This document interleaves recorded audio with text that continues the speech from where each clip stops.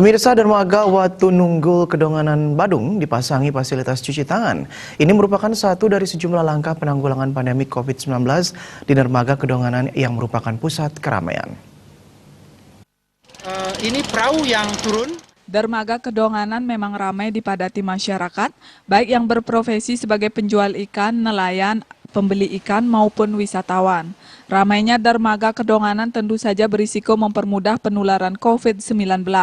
Diharapkan dengan adanya fasilitas cuci tangan tersebut, setelah melakukan berbagai aktivitas di dermaga Kedonganan, masyarakat dan wisatawan bisa segera membasuh tangan mereka di fasilitas cuci tangan, agar virus COVID-19 yang menempel di tangan masyarakat dan pengunjung bisa mati seketika.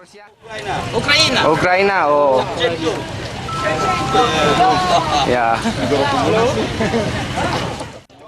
Tidak menunggu waktu lama setelah dipasang, fasilitas cuci tangan tersebut langsung bisa digunakan masyarakat dan para pelancong.